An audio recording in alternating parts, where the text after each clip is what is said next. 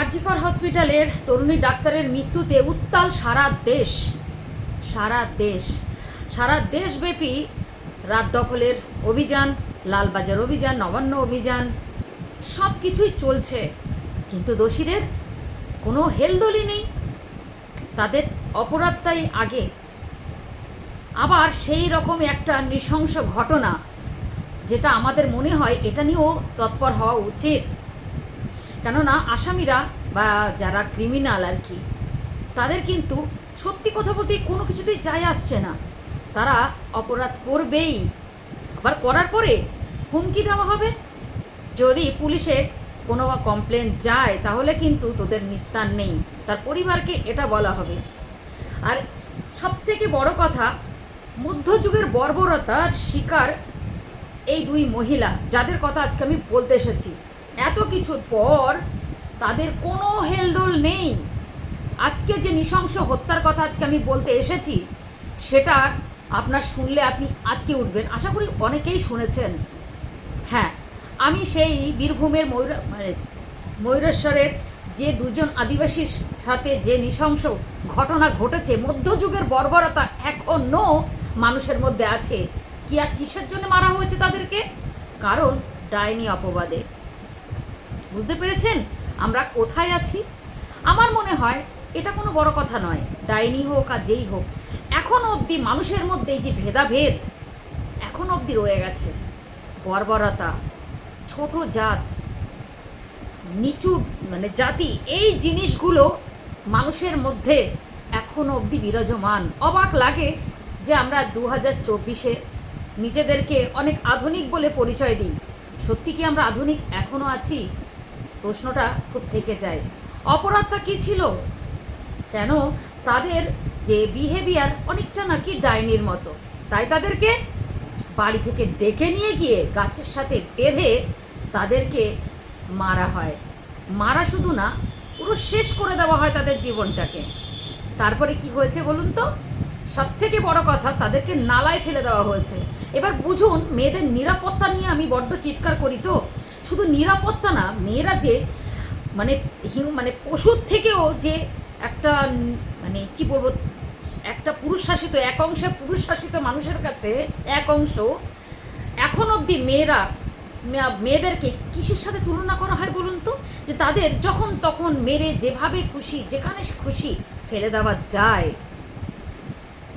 একদিকে প্রত্যেকটা মানুষের মধ্যে কলরব, এমনকি আমাদের বড় উৎসব দুর্গাপুজো, সেটা নিয়েও তর্ক বিতর্ক চলছে যে হবে কি হবে না।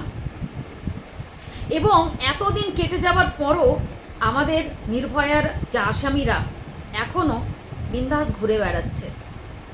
আপনার সামনেই হয়তো, আপনার মাঝখানে হয়তো প্রত্যেকটা মানুষ, জুনিয়র ডাক্তার থেকে শুরু করে জনসাধারণ এর কত হেনস্থা হতে হচ্ছে প্রতিনিয়ত একটাই আন্দোলনের সুরে, সেটা হচ্ছে মেয়েদের নিরাপত্তা এবং আমাদের অভয়ার জাস্টিস। তার মধ্যে ঘটে গেছে অনেক নৃশংস হত্যা, একটার পর একটা মেয়ের সাথে হয়ে গেছে এরকম একটা জঘন্য ঘটনা। কিন্তু সবথেকে বড় কথা হচ্ছে, এই আদিবাসী মহিলাদের সাথে যেটা ঘটেছে, সেটা কি আমরা আজকের ডেটে দাঁড়িয়ে সেটা কি আশা করতে পারি? কিসের এত দম্ভ, কিসের এত কি বলবো, বড় হবার নেশা?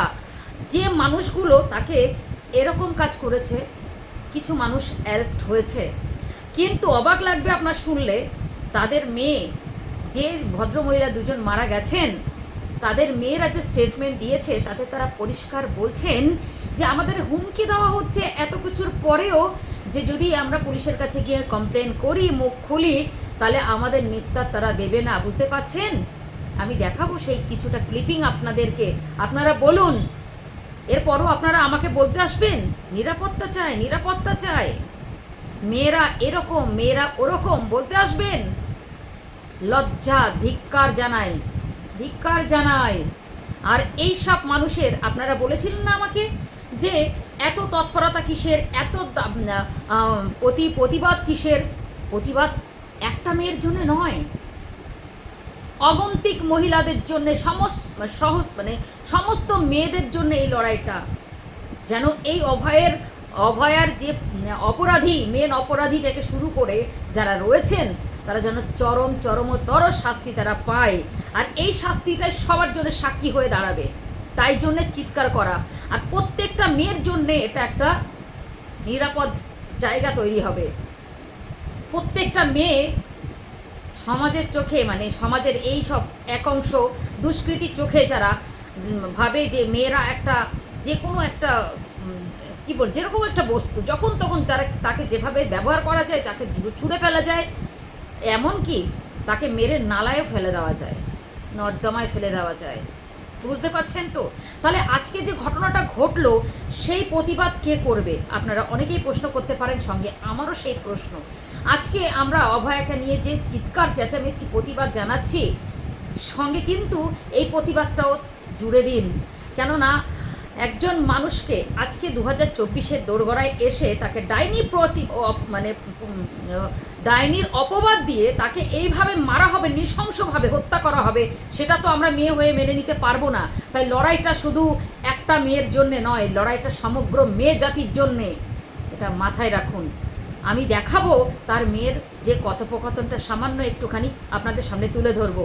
তার আগে একটা কথা বলে যেতে চাই যে প্লিজ দয়া করে সবাই প্রোটেস্টে একমত হয়ে এই প্রোটেস্ট করুন। শুধু একটা মেয়ের জন্যে নয়, সমগ্র মেয়ের জাতির জন্যে। আজকে যেটা ঘটেছে বা ঘটে চলেছে প্রতিনিয়ত, সেটার প্রতিবাদ বা একদম বন্ধ হওয়া খুবই খুবই প্রয়োজন, এটা আমি মনে করি। আপনারাও আশা করি সেটাই মনে করেন।